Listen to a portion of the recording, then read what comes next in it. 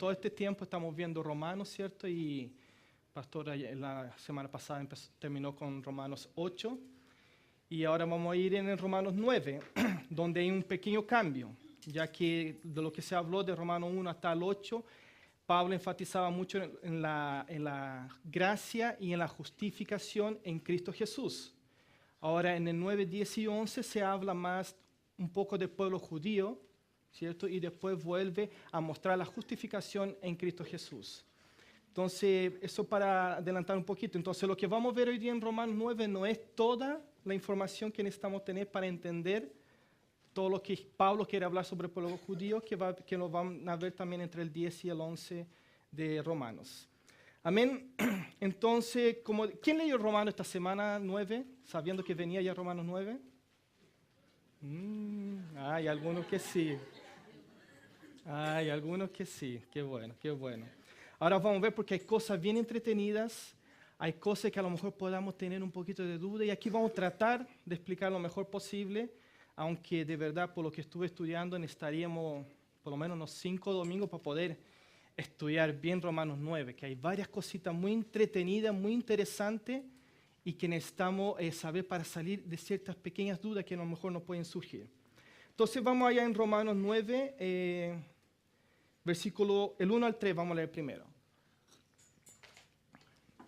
Dice así: digo la verdad en Cristo, no miento, dando testimonio de mi conciencia en el Espíritu Santo, de que tengo gran tristeza y continuo dolor en mi corazón, porque desearía yo mismo ser anatema, separado de Cristo por amor de mis hermanos, mis parientes según la carne. Aquí es interesante como Pablo está expresando su tristeza, una tristeza tan sincera que le está dando a la gente aquí, expresando en estos versículos, y tan profunda que nos recuerda mucho cuando Jesús lloró por Jerusalén. Una tristeza profunda de cómo ellos negaron a su propio Dios, a su propio Salvador. Y Pablo está aquí queriendo expresar algo que él estaba dispuesto a dejar a Cristo por amor a su pueblo, por amor a sus parientes, de donde salió él, para que ellos pudieran ser salvos. Es claro que él sabía, y por eso lo dice acá, que él no lo podía hacer porque Cristo ya lo hizo, no solo por el pueblo judío, sino que por todos nosotros.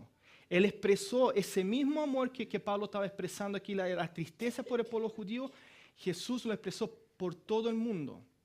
Por eso dice que de tal manera amó Dios al mundo, que dio su Hijo unigénito, para que todo aquel que en él crea no perezca, mas tenga vida eterna. Entonces Jesús murió ya, él se hizo maldito, porque maldito todo aquel que colgaron en el madero. Jesús se hizo maldito, se hizo anatema por nosotros, para tomar nuestra condición de anatema que teníamos antes de Cristo, porque nosotros estábamos así antes. Él tomó esa condición nuestra para hacernos santos en Él. Amén.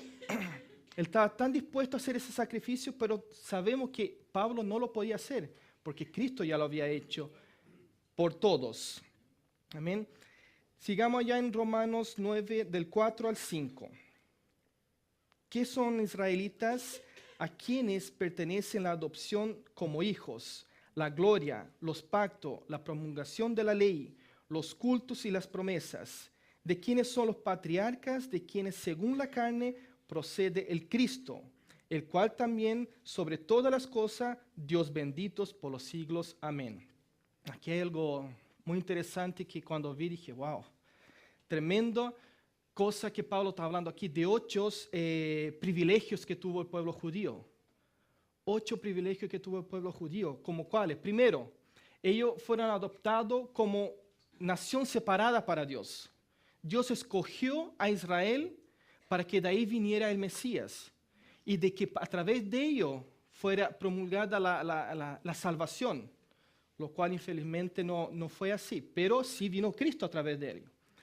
Segundo, la gloria de Dios que apareció y moró entre ellos en el tabernáculo y en el templo. Dios estaba siempre ahí en el tabernáculo manifestando su gloria a través del tabernáculo y en el templo después cuando fue construido. El pacto que Dios hizo con el pueblo de Israel a través de Moisés, cuando entregó las tablas, cuando Él declaró que ellos iban a ser su pueblo por siempre, que Dios lo iba a cuidar. Muchas promesas que Dios le había dado a través de Moisés y todo también de los profetas que vinieron después. La promulgación de la ley en las 2 tablas, que fue en tal gloria que no podían mirar el rostro de Moisés. O sea, tantas cosas que ese pueblo vio y tantas cosas que ellos recibieron. El culto que fue establecido a través de los sacerdotes. Ellos podían llegar con sus animalitos y todo lo que necesitaban, y los sacerdotes hacían todo el trabajo para ellos. Las promesas de la nación de la tierra y la simiente que le hizo a Abraham. Toda la promesa que le hizo a Abraham y a su descendiente. Porque los judíos son benditos en Abraham, así como nosotros somos benditos en Cristo Jesús. Amén. Ese es tremendo, porque así como ellos son benditos, nosotros somos benditos en Cristo Jesús. ¿Y qué mayor bendición que esa? Y a través de los patriarcas, que de ellos tenían un ejemplo, tanto de Abraham, Isaac y Jacob, para poder seguir a Cristo. Toda la historia que ellos tuvieron, que ellos recibían esa historia desde cuando eran pequeños. La historia de Abraham, de Isaac y Jacob. O sea, desde pequeños, de José, se sabían ellos de memoria todo lo que había pasado con el pueblo judío en esa época. Pero interesante que yo empecé a verlo por el lado nuestro también ahora. Ellos a través de la ley, a través de una promesa dada a Abraham, recibieron todo eso. Nosotros a través de una promesa en Cristo Jesús recibimos ahora como adopción de hijos. Somos hijos adoptivos en Cristo Jesús. Yo no sé si ustedes sabían, pero la tradición judía y como Jesús cumplió mucho de la tradición judía, y hay muchas cosas en la Biblia que están de acuerdo con la tradición judía revelándose a nosotros. Ellos, los judíos, por ejemplo, si tienen 5 hijos y adoptan un sexto, el sexto va a tener el mismo privilegio que el primer nacido. Mire qué tremendo. O sea, nosotros fuimos adoptados en Cristo Jesús. Tenemos las mismas condiciones, tenemos el mismo privilegio que Cristo Jesús, el Hijo de Dios. Amén. O sea, está Cristo, estaba el pueblo judío y estábamos nosotros. Fuimos adoptados, pasamos a una posición de hijos primogénitos. O sea, qué mayor privilegio que ese, o sea, es tremendo. La gloria de Dios que le apareció a ellos a través del tabernáculo o del templo, esa gloria de Dios está dentro de nosotros, porque nosotros somos templo del Espíritu Santo ahora, somos templo de Dios. Qué privilegio mayor. Miren la comparación, o sea, ellos tuvieron el privilegio de tener un templo y que sabían que Dios estaba ahí. Nosotros tenemos el privilegio que somos nosotros el templo de Dios y Dios habita en nosotros. Somos el templo ambulante, llevamos a Dios para todas partes. Ellos tenían que estar mirando al templo para orar, tenían que estar en dirección de Jerusalén para orar, porque allá estaba Dios. Nosotros no, en cualquier posición, arrodillado, sentado, acostado, como queramos, Él está ahí. Eso es tremendo. El pacto que Dios hizo con Moisés, el mismo pacto que ahora nosotros tenemos a través de Cristo Jesús. Todas las promesas que Cristo nos dio de sanidad, de prosperidad, de tener una vida en abundante en Cristo Jesús, miles de promesas las tenemos a través ahora de Cristo Jesús. Y no por obras, sino que por gracia. Ellos tenían que hacerlo por obras. Acuérdense de Deuteronomio 28 y 29, las bendiciones y las maldiciones, que si cumplían o no cumplían. Ahora no, nosotros tenemos solo bendiciones a través de Cristo. La promulgación de la ley que se le dieron a ellos, Dios dice, la pondré en sus corazones. Ya no teníamos que estar meditando, recordando las 10 leyes. No, el Espíritu Santo mismo que está dentro de nosotros dice, cuidado con esto, no vayas por aquí, cuidado, no hagas eso. Pero no es por obras. Pero Él nos advierte de un posible peligro, de algo que puede generar algún problema futuro. Amén. Ellos no. Si hacían 10, de las 10 leyes cumplían 9, pero fallaban una, ya estaban totalmente perdidos. Tienen que llevar, dependiendo del tipo de pecado que cometían, llevaban desde una paloma hasta un buey. Y nosotros, Jesús ya lo hizo todo por nosotros. El culto establecido a través de los sacerdotes. Solo los sacerdotes podían entrar al templo, hacer todo el proceso de adoración, de enseñanza, de todo. Ahora, como nosotros tenemos el Espíritu Santo, Dios, como dice en Pedro, nos hizo reyes y sacerdotes. Todos nosotros somos sacerdotes, de una forma u otra. O estando acá, o en la casa, o en la comunidad, o en el trabajo, de una forma u otra nosotros somos sacerdotes. Y no solamente eso, nos hizo reyes y sacerdotes. Es tremendo. La promesa de la nación, de la tierra prometida que tenían ellos, nosotros tenemos una promesa mayor todavía. Tenemos nuestra nueva Jerusalén que nos está esperando. Jesús dijo, yo iré para prepararles la morada. Y cuando nos venga a buscar, qué gloriosa va a ser esa morada, o sea, va a ser tremendo, o sea, no hay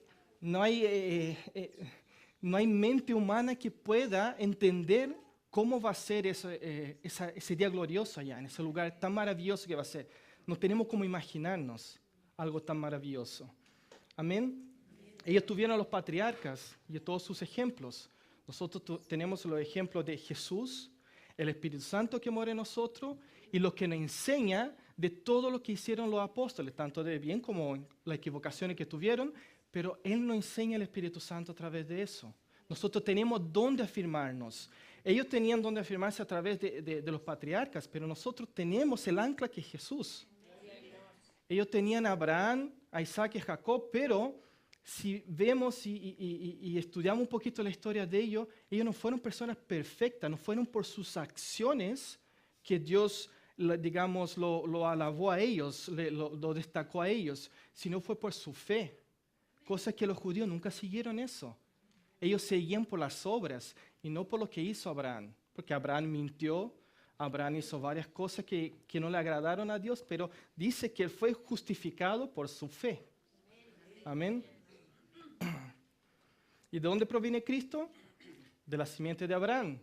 ¿Y de dónde provenimos nosotros? De Cristo Jesús. ¿De dónde salimos nosotros? De Cristo Jesús. Fuimos nacidos de nuevo, una nueva criatura. No hay ningún privilegio mayor que eso, que tuvo la primera nación de Israel y el privilegio que tenemos nosotros ahora en Cristo Jesús, que es mucho mayor, mucho más fácil. Romanos 9:6, perdón.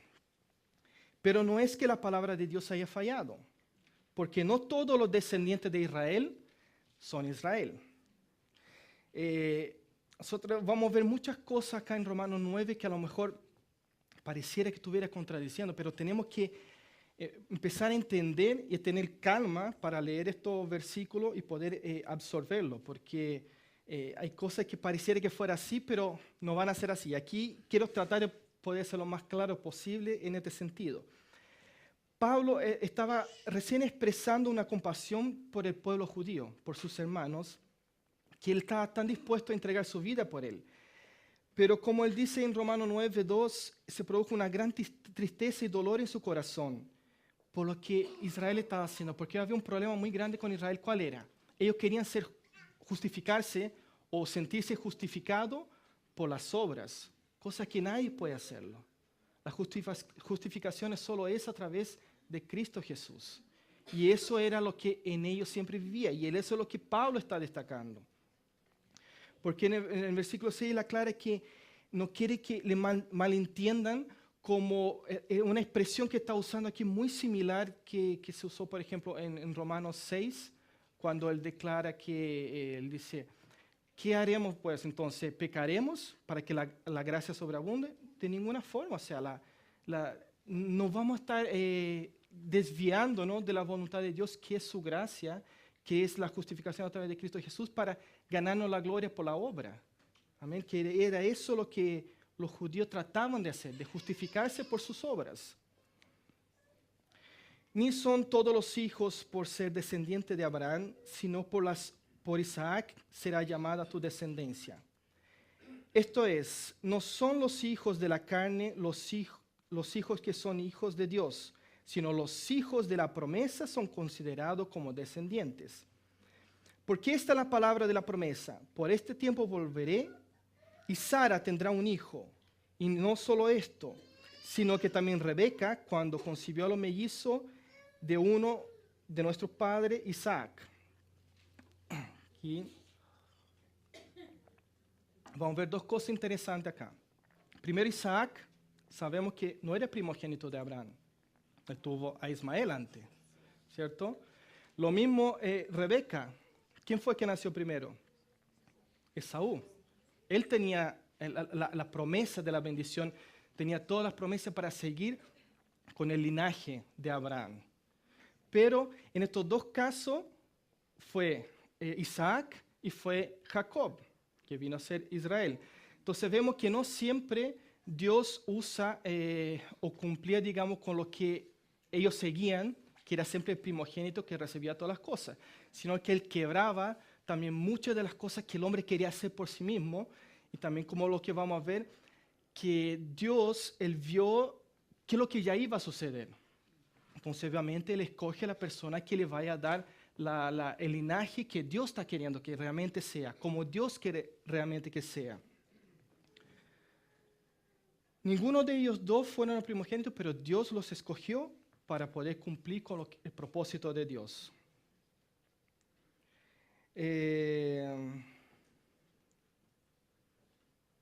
Esto es lo interesante, que Rebeca, Dios le dijo a Rebeca que el mayor serviría al menor. Pero si nosotros también buscamos estudiar, nunca vemos que Saúl sirvió literalmente así a Jacob o a Israel. Nunca lo sirvió. Porque Dios estaba mostrando aquí, eran dos pueblos diferentes. El pueblo de Edom, que era de Saúl, y Israel, su pueblo. Que en el fondo, adelante, terminaron ellos sirviendo a Israel. Porque Israel siempre estuvo por encima de ellos. Entonces, no era, como que vamos a ver aquí más adelante, que en el versículo, porque aún los mellizos no habían nacido y no habían hecho nada, ni bueno ni lo malo, para que el propósito de Dios conforme a su elección permaneciera, no por las obras, sino por aquel que llama. Porque aquí vemos el propósito de Dios que tiene a los que llama. Dios al que llama tiene un propósito, pero hay que ver también que aquí él está hablando de un antiguo pacto, algo diferente de ahora, que ahora todos tienen el mismo derecho, digamos, en Cristo Jesús. Allá era solo, digamos, el pueblo escogido en esa época. Pablo estaba aquí citando muchas de las cosas del Antiguo Testamento para demostrar que aquellos que eran considerados hijos de Abraham no eran un descendiente físico, pero que ellos fueron elegidos por Dios en este caso antes que nacieran. Esto demuestra una elección de Dios. No se basa en nacimiento o lo que hayan hecho. Porque muchas personas dicen, pero yo hice esto. Yo soy bueno en esto, ayudo a la gente aquí, entonces Dios tiene que usarme. O sea, como que quieren obligar a Dios a que te use en alguna cosa, siendo que a veces no somos nada, ¿amén? Muchas personas han interpretado este versículo como un ejemplo también de predestinación. Yo no sé si han escuchado hablar de eso, pero hay mucha división por ahí de que muchos son predestinados a ser salvos, otros son predestinados a la perdición. Otros decían que Judas, Dios lo había separado ya desde un principio para que hiciera lo que hizo y así después se fuera al infierno. Incluso hay alguna iglesia que yo quedé espantado allá en Brasil que dice que no tiene que orar por las personas para que se conviertan, tiene que dejarse. Si no quiere es porque no está predestinada a ser salva. O sea, vas a perder tu tiempo a orar por esa persona porque se va a ir al infierno. O sea, yo decía, pero ¿cómo? ¿Cómo es posible que alguien pueda hablar así, que estamos en un tiempo donde Jesús murió por todos, sin excepción de persona? Yo quería, no sé si está listo, quería mostrar un cuadro acá para que veamos algo, para que tratemos de entender un poquito qué es lo que es la predestinación. ¿Qué es lo que ven ustedes ahí? La creación, la crucifixión y la nueva Jerusalén, cuando se acabe todo y se forme todo de nuevo. Yo quise mostrar estos 3 puntos más importantes del acontecimiento de la tierra, digamos. La creación, la crucifixión y la nueva Jerusalén. Ustedes ven esas 3 cosas al mismo tiempo, ¿no? Bueno, Dios es tan, ¿cómo se dice? Omnipresente. Está en todo lugar al mismo tiempo. Él puede estar acá en Japón, en Estados Unidos, donde sea, en cualquier parte del globo terrestre, al mismo tiempo. De hecho, Él puede estar hablando con más de 7.000 millones de personas al mismo tiempo. Así de omnipresente Él. Pero no solamente aquí en la tierra, sino que en el tiempo. Dios puede estar tanto en el pasado, presente y futuro al mismo tiempo. Él conoce todo, porque en Dios no hay tiempo o espacio. Nosotros, seres humanos, estamos sujetos al tiempo y al espacio aquí en la tierra, junto con Satanás y sus demonios. Ellos también están sujetos al tiempo, pero Dios no. Dios, así como nosotros vemos esto, Él ve toda la humanidad. Desde la creación hasta el último que nazca, Él lo ve así. Entonces Él puede estar en cualquier momento del tiempo, porque es algo difícil que nuestra mente no tiene como comprender cómo puede estar en el pasado y el presente al mismo tiempo, cómo puede estar viendo todo. Pero esto es una mínima ilustración más o menos de cómo Dios puede estar viendo. Yo incluso estaba queriendo buscar algo que tuviera movimiento en esos tres, para que viéramos tres movimientos al mismo tiempo, para que viéramos que así lo ve Dios y de una forma tan clara. Incluso Él puede estar hablando no solamente con 7.000 millones de personas al mismo tiempo, sino que desde la creación hasta el último puede estar hablando al mismo tiempo con todas las personas. Así y más poderoso es Dios. Así de tremendo es Dios. No, está bien, gracias. ¿Y qué quiero mostrar con esto? ¿Por qué mucha gente confunde esa predestinación como que Dios escogió a algunos para lo bueno y otros para lo malo? Como ya fue hablado también en Romanos 8:29, a lo mejor después lo podríamos leer, no sé si por el tiempo cómo vamos, pero allí en Romanos 8:29 dice que Dios vio y predestinó. O sea, ¿cómo así? Si Dios conoce de A a la Z o del alfa al omega, desde el principio al fin, Él conoce todo, Él sabe cuáles son las personas que lo van a aceptar. Él sabe cuáles son las personas que van a estar dispuestas a hacer su voluntad y las que no. O sea, desde un principio Él ya sabía que si lo hubiera escogido a Esaú, no hubiera pasado, no hubiéramos llegado hasta donde están las cosas ahora. No sabemos qué es lo que podía haber pasado. Si Él escogió a Jacob o escogió a Isaac o a Moisés o a tantas otras personas, a Abraham, es porque hubo un motivo, porque Él sabía exactamente lo que iba a pasar. Incluso la gente que habla mucho de la predestinación dice que Dios es soberano. Es tan soberano que Él hace lo que Él quiere. Pero no es así. Él es tan soberano, yo digo, pero tan soberano que no se mete en tu libre albedrío. O sea, tú decides lo que hace. Y Él nunca, eso es lo interesante. Una vez una persona hace mucho tiempo atrás me preguntó, bueno, si Dios es tan poderoso, Él puede crear una roca indestructible, ¿cierto? Si Él crea una roca indestructible, Él ya no pasa a ser tan poderoso porque no la puede destruir. Yo le dije, no. Él creó al ser humano, creó el alma, y Él tendría el poder para destruirlo, pero Él dijo, no. Ellos escogen, ellos van a decidir lo que quieren. Cada uno decide y Dios no se va a meter en eso, jamás. Entonces, como Dios ya sabía que lo que iba a suceder, Él dijo, mejor escojo acá porque por aquí va a ser mejor que por allá. No sé si me puedo expresar bien. Entonces, la predestinación de Dios en eso, Él escogió porque primero Él vio. Es lo mismo, por ejemplo, si tú vas a un supermercado y tú vas a comprar, no sé, una fruta y dices, yo quiero esta fruta acá porque tú la estás viendo que está bonita. Pero tú no puedes ir al supermercado o a la feria y decir, yo quiero la fruta que va a salir el próximo año, que me separen tal fruta y tal cosa. Dios sí lo puede hacer. ¿De qué árbol va a salir y cómo va a ser la fruta? Porque Él ya la vio desde antes. Así Él hizo con esto. No sé si está claro por ese lado para que entendamos que Dios no obliga a nadie jamás a hacer algo. Él pone su voluntad en el corazón y nosotros decidimos si queremos hacerlo. Pero Pablo dijo que la voluntad de Dios es perfecta y agradable. Tú puedes ver algo allá, dice, Dios me está queriendo que yo me vaya, no sé, a tal país o que haga tal cosa, pero no se ve bien por allá. No, como Abraham cuando le dijo para que escogiera, escogió por el lado feo. Pero si Dios dice, anda tranquilo porque de seguro va a ser agradable y perfecto. Amén. Entonces Dios no obligó a Jacob y a Esaú para las decisiones que tomaron, pero a través de su presciencia, de lo que ya sabía Él fue capaz de prever qué es lo que iban a responder cada uno de ellos y qué es lo que ellos iban a elegir. Eso es lo que yo quise mostrar con este cuadro acá. La doctrina de la elección se basa en la presencia de Dios. De la misma manera que la predestinación se basa en su presencia, este se puede ver claro también en 1 Pedro 1:2, perdón, que dice que somos elegidos según su presencia de Dios Padre. O sea, Él nos eligió, ya preparó, digamos, los dones, los ministerios sobre nuestra vida, porque Él ya vio que los que estamos acá era porque lo íbamos a escoger.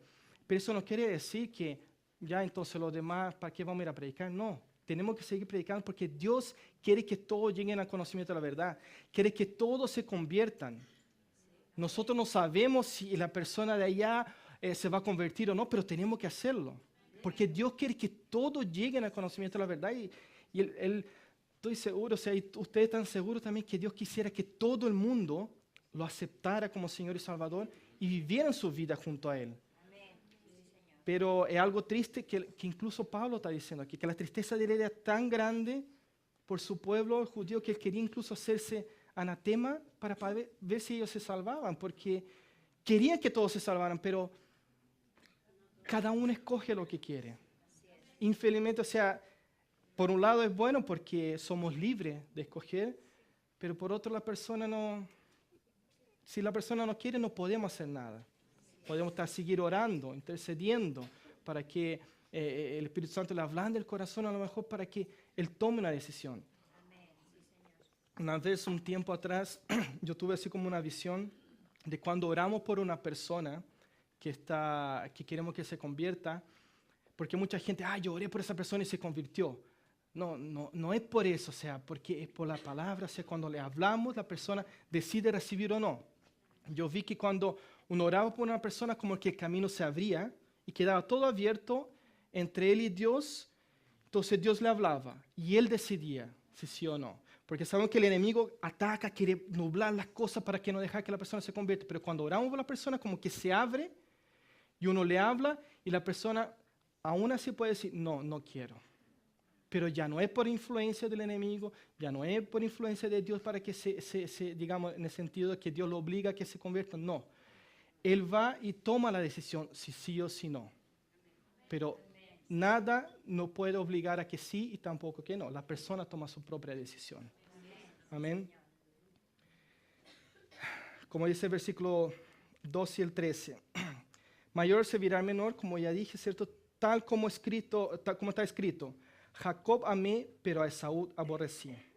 Aquí también, como ya expliqué ya, o sea, no es que Dios aborreció o no amó a Esaú, sino que estamos hablando aquí de su pueblo, del pueblo de Edom que salió de Esaú. Y por eso, más que odió, él rechazó y escogió a Israel. Porque eran dos pueblos ahí, y Dios escogió a Israel y rechazó a Esaú porque él ya sabía las cosas que iban a suceder. Versículo 14. ¿Qué diremos entonces? ¿Que hay injusticia en Dios? De modo alguno. Porque Él dice a Moisés, tendré misericordia del que tenga misericordia y tendré compasión del que yo tenga compasión. Interesante aquí que Él no está diciendo que Él no tiene compasión y no tiene misericordia por la persona. Por lo contrario, Él tuvo tanta misericordia por el ser humano, que como ya dije de Juan 3:16, que de tal manera amó al mundo que dio su Hijo unigénito, para todo aquel que en Él crea se conviertan, pasen a ser su Hijo. O sea, la misericordia de Dios es tan grande que aquí Él no está diciendo algo lo contrario, que mucha gente lo toma como, ¿vieron? Yo no tuvo misericordia de Él, por eso está con esa enfermedad o por eso está muriendo así. No es por eso. Incluso, o sea, mucha gente habla dentro de los propios hermanos que una persona está enferma, mira, que Dios no tiene misericordia de él porque mira lo que está haciendo, no sé qué, bla, bla, como que fueran por sus acciones, por sus obras. Y no, eso tenemos que entender que no es por las obras, por acciones, sí es por Cristo Jesús. Es claro que cuando estamos en Cristo Jesús, vamos a producir buenas acciones. Amén. Eso me interesa. No es por las buenas acciones que obtenemos las cosas, pero por Cristo Jesús tenemos buenas acciones, buenos frutos. Amén. El 16. Así que no depende del que quiere ni del que corre, sino de que Dios tiene misericordia.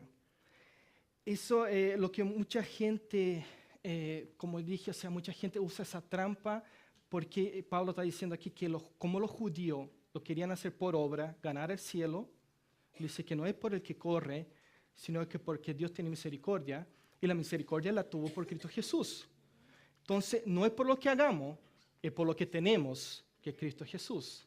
Amén. El 17.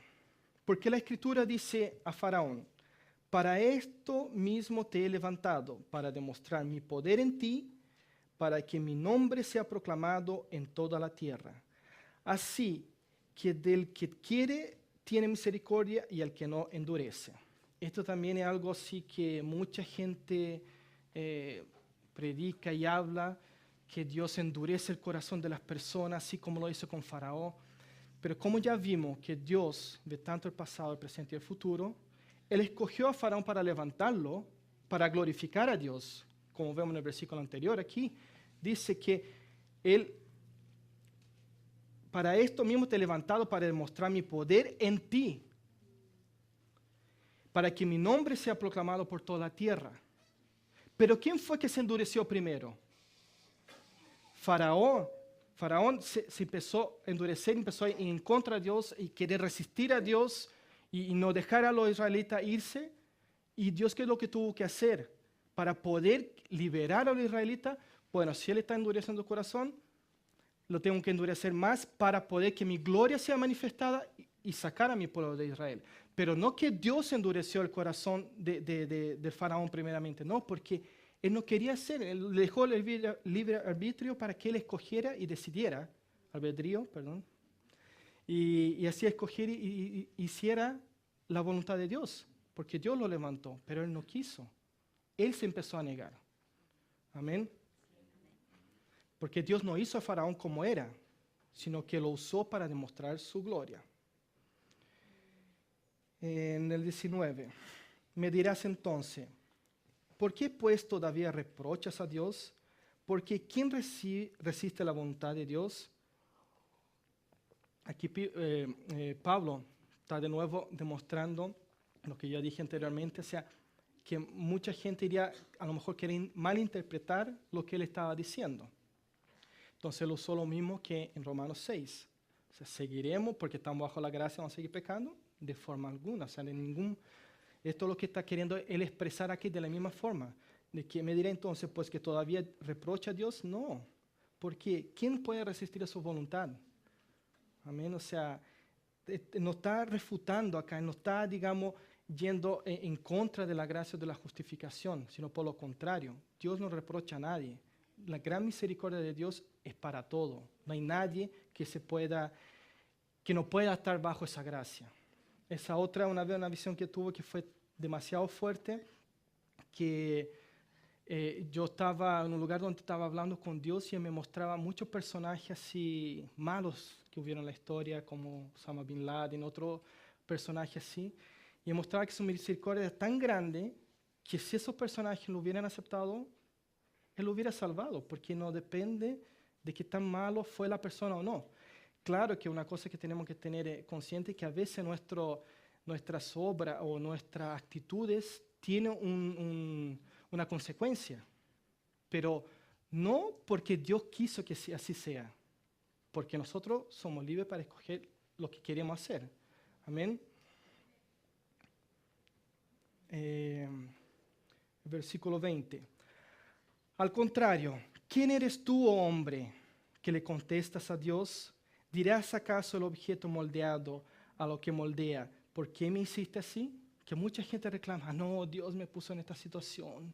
Yo soy, no sé, vivo en tal lugar porque Dios así quiso. Yo soy así porque Dios quiso. No.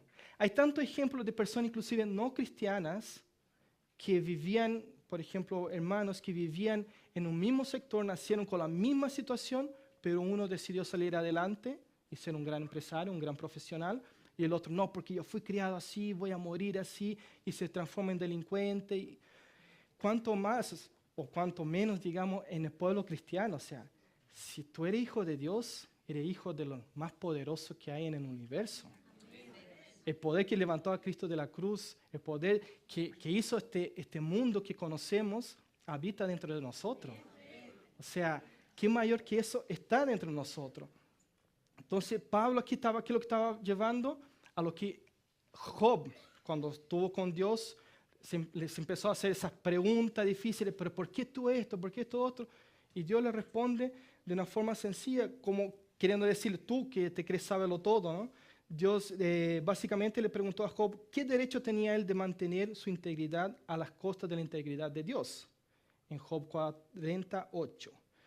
Job entendió que el mensaje, cuando Dios le habló desde un torbellino y él se humilló, el mensaje que Pablo quería producir aquí era el mismo para esta persona. O sea, ¿por qué quieren ¿cómo se llama? Criticar a Dios o irse en contra de Dios cuando fue misericordioso con todos? A través de su gracia en Cristo Jesús. Amén. En todo el capítulo, nosotros vemos esto lo interesante, los dos tipos de justicia, que se va a ver más claramente, a lo mejor en el 10, y entre el 10 y el 11, que son los dos tipos de justicia donde están siempre peleándose. Primero está mostrando aquí la justicia que quería Israel, probar que eran justos por lo que hacían, y la justicia que nosotros tenemos en Cristo Jesús. Pero incluso muchas veces nosotros caemos en el error de decir, yo hice esto, ahora Dios me va a pasar tal. No, y no es así, o sea, como ya se habló y estamos cansados incluso de escuchar, que siempre escuchamos que no es por obra, sino que es por fe. Porque queriendo o no, la carne siempre tiende a tener ese orgullo de decir, yo hice eso, me siento bien. No, yo me siento bien porque soy bendecido en Cristo Jesús. Y por eso yo voy a tratar de hacer buenas cosas. Voy a tratar de, Señor, ¿qué es lo que quieres que haga? Muéstrame. Y lo vamos a hacer. Amén. Esa tiene que ser la actitud del cristiano. Como soy bendecido, Señor, muéstrame, ¿qué quieres que yo haga? No como muchos dicen, como tengo un amigo allá que quedó endeudado por varios años, que llegó y dijo, no, que el pastor allá adelante dijo que teníamos que traer acá, que Dios iba a multiplicar 30, 60, 100 por uno. Y fue y pidió un préstamo en el banco y lo llevó a la iglesia. Y allá contento, ahora Dios me va a tener que prosperar. Él tiene que prosperar porque yo le di tanto. No me acuerdo la cifra, pero no era poco. Y llevó eso de allá y al final tuvo varios años endeudado, pagando, y no le pasó nada. Ahí yo le dije el versículo que Pablo dice, que algunos dan por su orgullo, por su gloria, y otros dan por amor a Dios. Entonces el que da por amor a Dios recibe el placer porque ya está en ese placer viviendo antes, por ser bendecido. Cuando tú das que tú quieres recibir, tú vas a cosechar destrucción. O sea, vas a cosechar destrucción en el sentido de que te vas a sentir mal porque no estás viendo el resultado, porque no estás viendo que Dios te está multiplicando. Pero cuando tú lo haces, sin querer que sea multiplicado porque tú ya eres, las cosas suceden de forma totalmente diferente y mucho mejor. El hombre queriendo ser justo por sí mismo y el hombre queriendo ser justificado en Cristo Jesús son los dos tipos de justicia. El hombre que se cree justo y el hombre que sabe que es justo, pero en Cristo. Romanos 21. ¿No tiene el alfarero derecho sobre el barro de hacer la misma masa, un vaso para uso honorable y otro para uso ordinario? Y que si Dios, aunque dispuesto a demostrar su ira y hace notorio su poder, soportó con mucha paciencia a los vasos de iras preparados para destrucción, lo hizo para dar a conocer la riqueza de su gloria sobre el vaso de misericordia, que de antemano Él preparó para su gloria. Esto es interesante aquí que muchos también dicen, yo siempre escuchaba que somos vasos en la mano de Dios. Y que cuando Él quiere arreglar algo, Él va y nos quiebra y nosotros sufrimos y pasamos pena y mil unas cosas nos suceden porque Dios nos está moldeando de nuevo. Pero si vamos allá en Jeremías cuando Pablo llamó para mostrarle que lo que hacía el alfarero, nosotros vemos que la Biblia dice que el vaso se quebró. No fue el alfarero que lo quebró. Fue el vaso que se quebró y de esa misma masa Él hizo otro. O sea, no tiene por qué ser doloroso y como dice aquí, y que si Dios, aunque dispuesto para mostrar su ira, hace notorio su poder, soportó con mucha paciencia a los vasos de ira preparados para destrucción. ¿Cómo? A través de Cristo Jesús. La ira de Dios era tan grande, el pecado necesitaba ser castigado. El pecado necesitaba ser destruido. De alguna forma necesitaba pagar. La humanidad necesitaba pagar por el pecado. Y Él dice, ya, pero mi ira va a ir sobre una persona. Y ese es Cristo Jesús. Él fue a la cruz, recibió todo el pecado, toda la destrucción que tenía, toda la ira de Dios que debería caer sobre la humanidad, cayó sobre Cristo Jesús. Entonces ese vaso de ira, Cristo Jesús fue ese vaso de ira donde Dios reposó sobre él para que nosotros fuéramos los vasos de misericordia. Amén. Y eso incluyendo a los judíos hoy en día. Lo hizo para dar a conocer la riqueza de su gloria sobre los vasos de misericordia que de antemano Él preparó para gloria. Amén. Jeremías 18, 3, 6, ahí es donde habla sobre el barro, de que si ustedes ven, no es que el alfarero lo quebró, sino que se quebró solo. O sea, igual que nosotros, cuando nosotros cometemos algún error y nos pasa algo, no es que Dios nos está lanzando un castigo, sino fue por un error, una decisión equivocada que tomamos.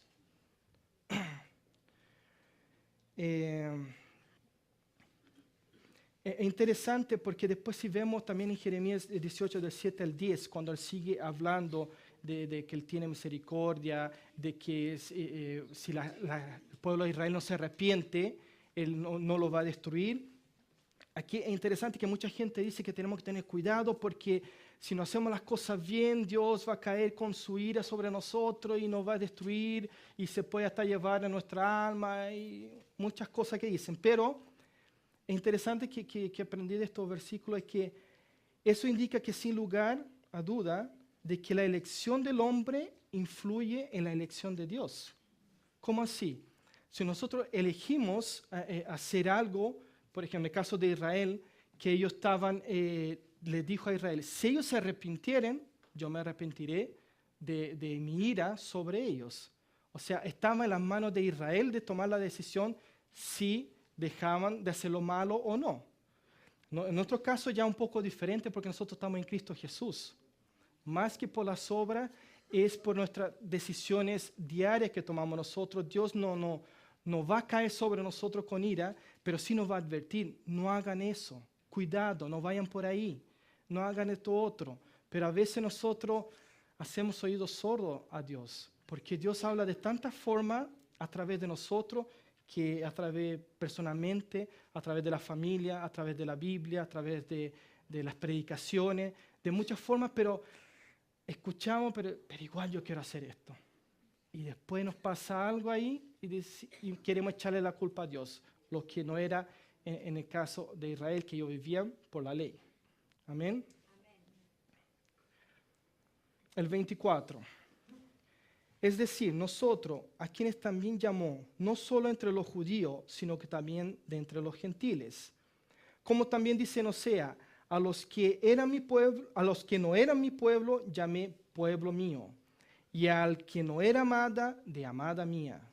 Y acontecerá que en el lugar donde les fue dicho, vosotros no sois mi pueblo, así serán llamados los hijos del Dios viviente.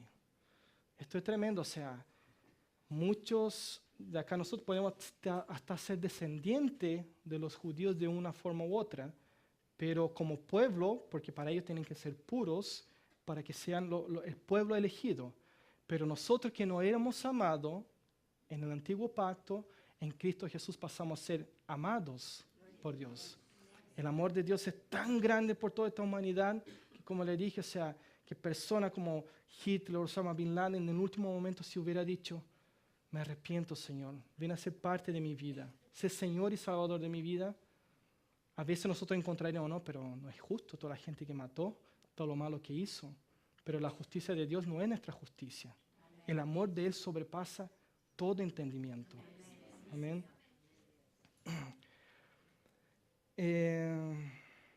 Pablo había empezado, ¿cierto?, en el versículo 6, que había un verdadero pueblo de Dios, que no se basa en nacionalidad, sino en fe de Dios. Y aquí cuando él habla de los hay cuatro cositas aquí que él trata de resaltar. Una, que no era pueblo, pasa a ser pueblo. Y el de que no era amado, pasa a ser amado. O sea, está hablando aquí de nosotros como fuera del pueblo de Israel. El 27 dice, Isaías también exclama en cuanto a Israel, aunque el número de los hijos de Israel sea como la arena del mar, solo el remanente será salvo, porque el Señor ejecutará su palabra sobre la tierra cabalmente y con brevedad. Y como Isaías predijo, si el Señor de los ejércitos no hubiera dejado descendencia, hubiéramos llegado a ser como Sodoma y hechos semejante a Gomorra. Este es un versículo que podríamos leer, solo un remanente será salvo, pero no es lo que es un punto que Pablo está queriendo destacar, como vimos aquí en el 29. Isaías predijo que si el Señor de los ejércitos no hubiera dejado descendencia, hubiéramos llegado a ser como Sodoma y hechos semejantes a Gomorra. Porque ¿de dónde viene Jesús? Vino de Israel. Entonces, si Dios nos hubiera dado, digamos, hubiera seguido ese linaje, no hubiéramos tenido la promesa que Dios había dado incluso allá a Adán, porque él tenía que seguir un linaje. Incluso, una vez yo me hice la pregunta, pero pucha, con lo que pasó con Noé, ¿por qué Dios dejó a Noé a sus hijos? ¿Por qué no acabó y empezó todo de nuevo?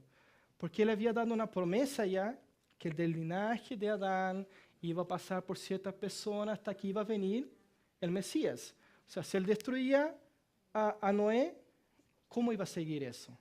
Entonces tuvo que permitir. Y así él escogió a Noé por lo mismo, porque él ya vio cómo iba a ser. Entonces de ahí fue eligiendo a cada persona hasta llegar a Jesús y llegar así a nosotros. Versículo 30. Tuve infelizmente que resumir harto porque la idea era ir al Antiguo Testamento, a leer varios versículos bíblicos para que pudiéramos agarrar bien toda la información, pero de verdad es mucha la información. Y pasé toda la semana, todo el rato estudiando para poder entender. Y cada día prácticamente me quedaba en un versículo, un par de versículos para poder entender, porque de verdad es mucha la información. Realmente, como dijo el pastor la semana pasada, una iglesia que tuvo 1 año puro estudiando Romanos, o sea, porque realmente es bastante. El 30. ¿Qué diremos entonces? Que los gentiles que no iban tras la justicia alcanzaron justicia, es decir, la justicia que es por la fe. Pero Israel iba tras una ley de justicia y no alcanzó esa ley. ¿Por qué? Porque no iban tras ella por fe, sino como por obras. Tropezaron en la piedra de tropiezo, tal como está escrito: he aquí pongo en Sión una piedra de tropiezo, roca de escándalo, y el que crea en él no será avergonzado. Esta es otra declaración bien radical que tiene Pablo referente a la justicia propia y a la gracia, a ser justificado por gracia y no por obras. Aquí él es bien enfático y bien, digamos, tajante en ese sentido. ¿Cómo pueden ser que las personas que no tratan de ser justos son justificados y los que pasan toda la vida cumpliendo mandamientos, cumpliendo ley, haciendo esto, no fueron nunca justificados? Eso es lo que está hablando Pablo aquí, esa diferencia, que habla del pueblo que no era amado, que ahora somos amados, que no era su pueblo, que ahora somos su pueblo. Amén. Nunca hicimos nada para merecer. De hecho, incluso la Biblia habla de un par de personas que Jesús los destacó mucho por su fe. La mujer sirio-fenicia y el centurión, que el centurión le dijo a Jesús: no, basta con tu palabra y mi siervo será sano. Y Jesús lo destacó de tremenda fe. Pero había algo muy en común entre ellos dos que a los judíos les costaba. Yo creo que aquí ya la mayoría de la gente sabe que era porque los judíos vivían bajo sus obras en la ley. Ellos tenían que cumplir su ley para ser justificados. Estas otras dos personas no eran judías, no tenían ley, no tenían nada, no tenían en qué justificarse, en qué decirse: yo soy justo, yo soy santo. No. Y por eso fue más fácil decir: no, yo creo en ti, Jesús. porque no había nada de religioso atrás. Una persona muy religiosa siempre va a decir, no, no es así. No puede ser así de fácil. No puede ser tan así, con solo decir Jesús creo en ti, ya soy salvo. No, tú tienes que hacer cosas. Una vez, hace mucho tiempo atrás, estaba escuchando una predicación, que estaba buena la predicación, y hablando de Jesús, súper bueno. Y al final dice, pero no basta con aceptar a Jesús, si no guardas el sábado. Y se me cayó todo y dije, pero ¿cómo? O sea, está hablando de Jesús y después dice que no basta con aceptar a Jesús si no se guarda el sábado. ¿Cómo es eso posible? O sea, mezclan obra con fe. O sea, creo en Jesús, pero tengo que hacer esta obra. Si no la hago, igual pierdo la salvación. O sea, no hay cómo. O es todo en Cristo o es nada. O sea, no hay término medio. No existe término medio. Amén.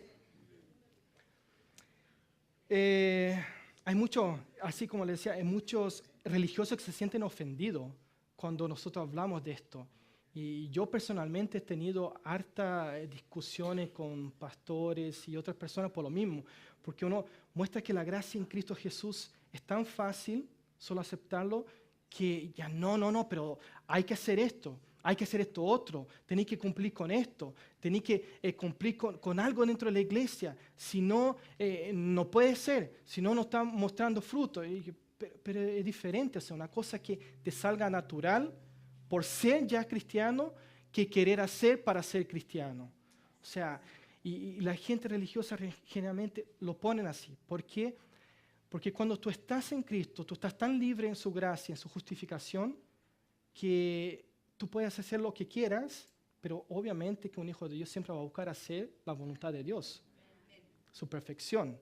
Entonces ella es tan libre de tener la comunión con Dios que no depende de personas. La gente religiosa que lo que busca es que las personas dependan de ella, que la busquen a ella. Tengo un problemita. Pastor, necesito su oración. Para todo, molestan tanto, pastor. No es que nos vamos a acercarnos por aconsejamiento para que nos aconsejen algo. Sí, los vamos a buscar porque tienen más experiencia que nosotros, tienen más conocimiento a lo mejor que nosotros, pero con la conciencia que sabemos que nuestra dependencia es 100% en Jesús. Porque el mismo espíritu que tienen los líderes lo tenemos nosotros. El mismo Espíritu Santo está dentro de nosotros. Amén. Entonces, eso es lo importante que hablaba Pablo, su tristeza grande, que estaba dispuesto a morir por ello para que ellos conocieran la verdad. Y no tratar de justificarse por obras, pero sí justificarse o ser justificado en Cristo Jesús. Amén. Espero que haya podido pasar el mensaje y que el Espíritu Santo pudo haber hablado a nuestros corazones y haber aprendido un poco más sobre todo esto, asunto tan delicado de la predestinación que mucha gente juzga y manda a la gente al infierno ya sin que Dios haya dicho nada, y por lo contrario, ¿no? Por lo que dice la Biblia. Amén. Vamos a orar entonces. Señor mi Dios, Padre.